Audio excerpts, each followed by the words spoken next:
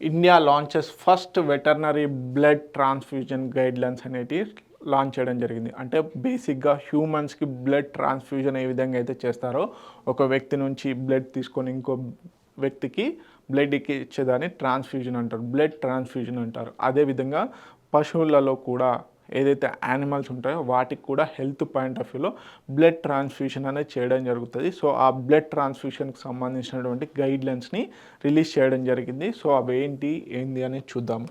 Okay, India's first national guidelines and standard operating procedures అనేటి animal blood transfusion, అదేవిధంగా veterinary blood బ్యాంక్స్ని maintain చేయడంలో వీటికి సంబంధించిన గైడ్లైన్స్ అనేటివి రావడం జరిగింది.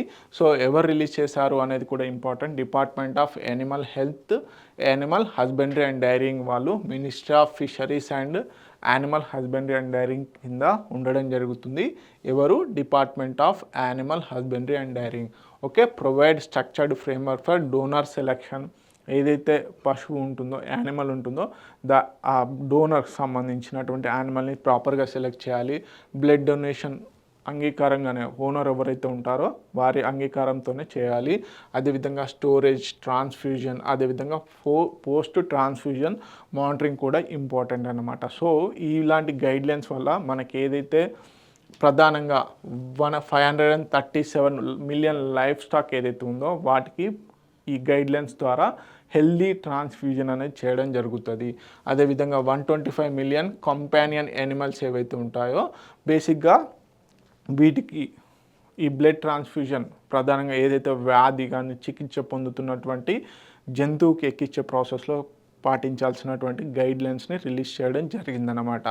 ఓకే, డోనర్ సెలెక్షన్ దీంట్లో ప్రధానంగా ఫీచర్స్ ఏంటి? డోనర్ సెలెక్షన్ చాలా హెల్త్ చెక్ అనేది ఉండాలి. Vaccination, age, weight, disease screening criteria mandatory చేయడం జరిగింది.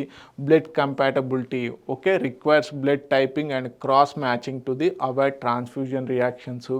అదేవిధంగా డొనేషన్ ఎథిక్స్, వాలంటరీ ఉండాలి. నాన్ రెమ్యూనరేటెడ్ డొనేషన్స్ ఉండాలి.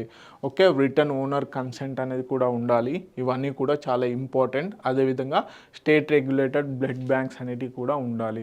ఏదైతే మనుషులకు కూడా బ్లడ్ ట్రాన్స్ఫ్యూజన్ ఏ విధంగా అయితే నిర్వహిస్తున్నారో అదేవిధంగా కూడా యానిమల్స్ కూడా, జంతువులకు కూడా బ్లడ్ ట్రాన్స్ఫ్యూషన్ అనేది కూడా ప్రాపర్గా నిర్వహించాలి అని చెప్పేసి బ్లడ్ బ్యాంక్ రెగ్యులేషన్స్ కూడా పొందుపరచడం జరిగింది. ఓకే, తెలుగు మీడియం అభ్యర్థులు ఎవరైతే ఉన్నారో ప్లీజ్ నోట్ ఇట్ డౌన్.